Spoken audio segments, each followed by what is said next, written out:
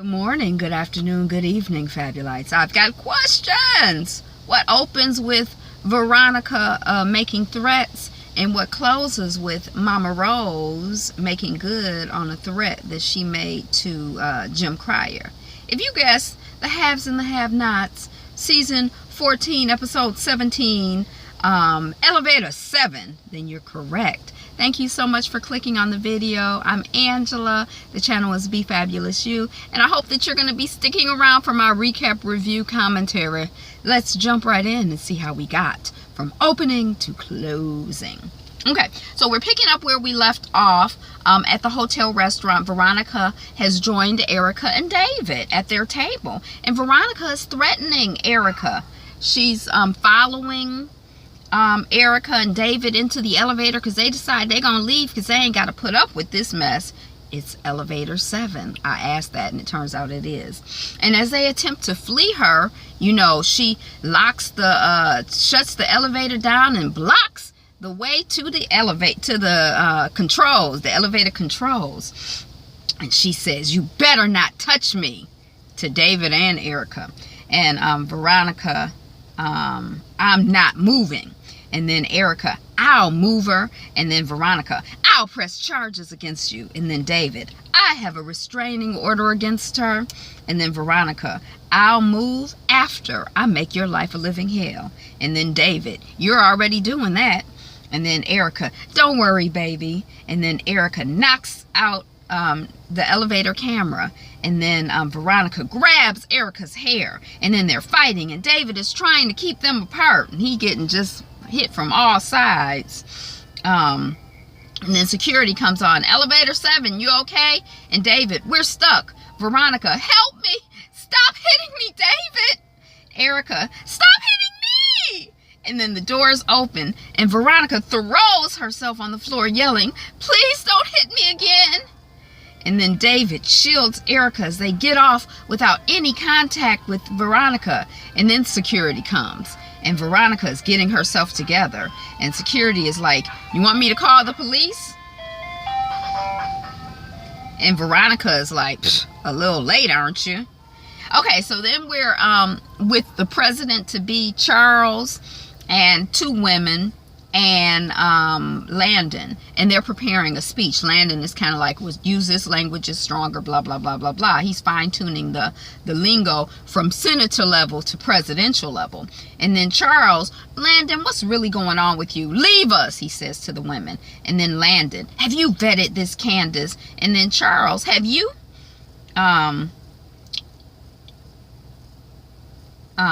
And then Landon, "She blackmailed a gubernatorial candidate as your point guy. Leave her alone. Don't sleep with her again, even if you like her, or it'll be a fatal mistake." And then Charles is like, "Oh, okay. Well, your job is to defend her. Clean up her internet record, Mr. PR guy. Do everything you can do. I may want her at my inauguration. Teach her how to be in those rooms."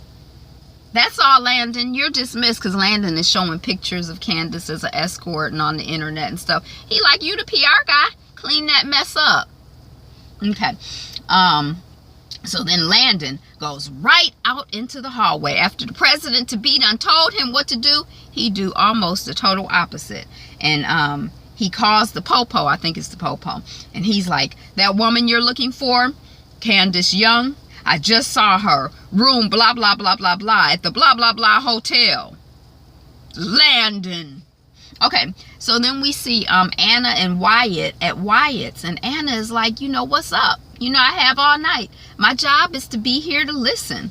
I was an addict for 10 years, and my mom started me on anti-anxiety pills at 16, but I forgave my parents when I realized that I was hurting me more than I was hurting my parents."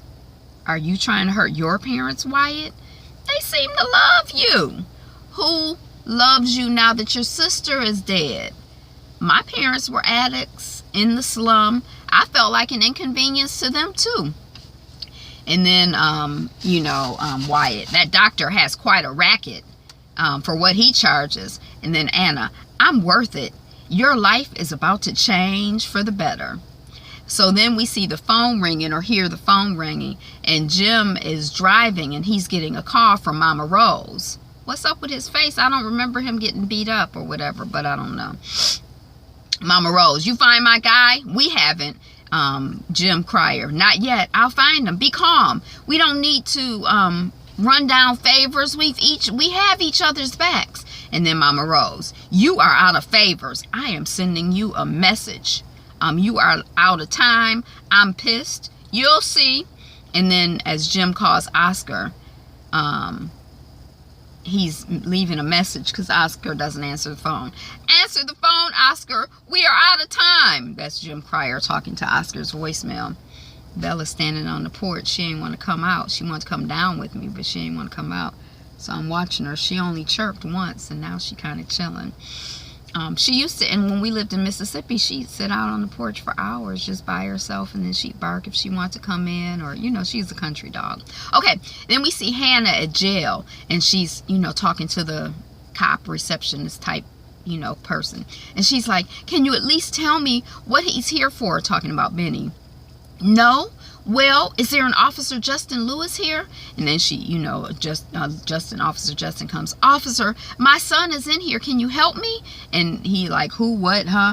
And then she's like, and then he's like, can you help me? What's he in here for? What's he in here for? Quincy Maxwell murder. They're charging him? What is the Secret Service questioning him for? Okay, I'll talk to a lawyer. That's all Hannah responding to different things that the man says. Oops. Now he done left the door open.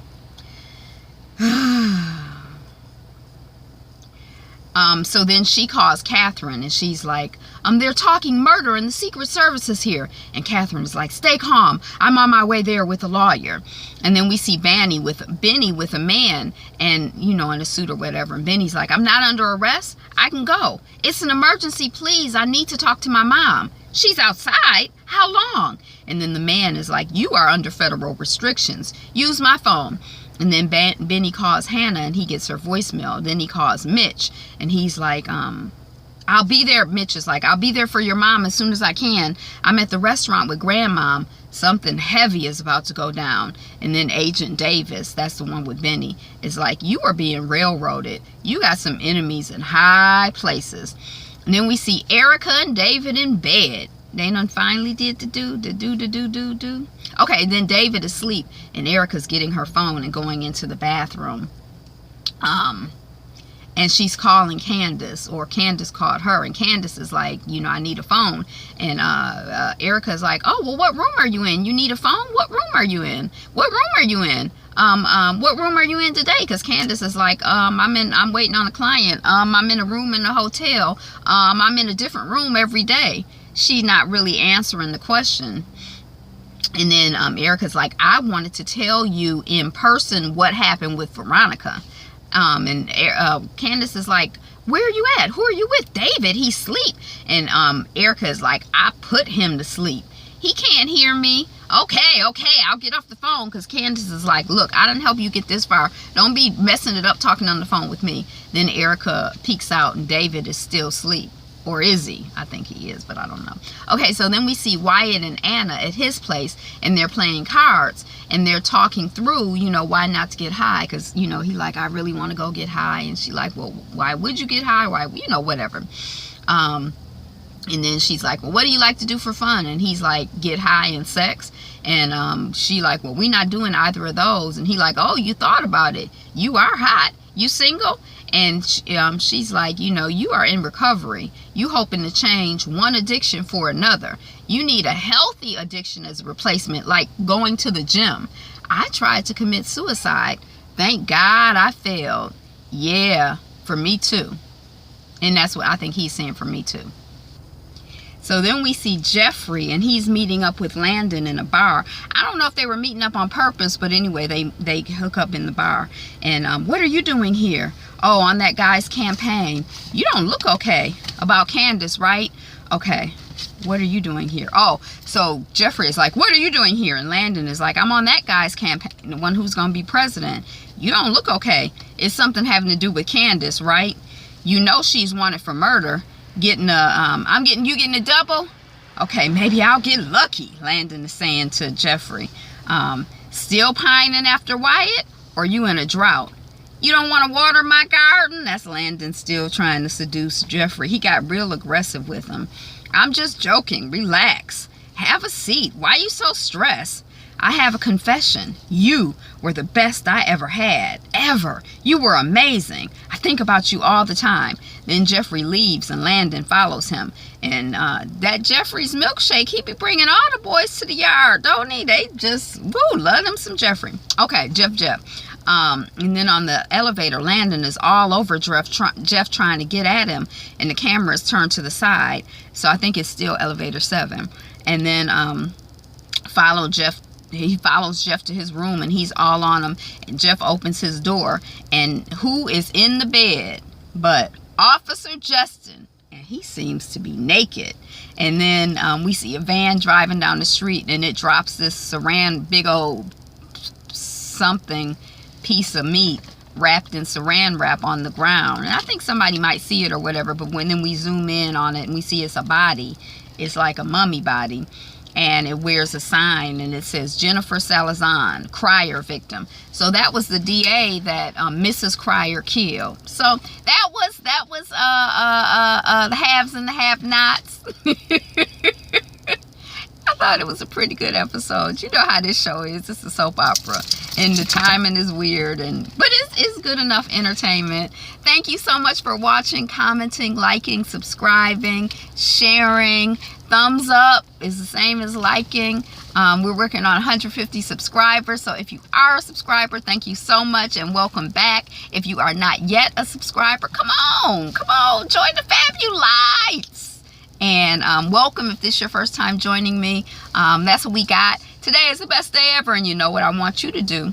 Be you, be fabulous you.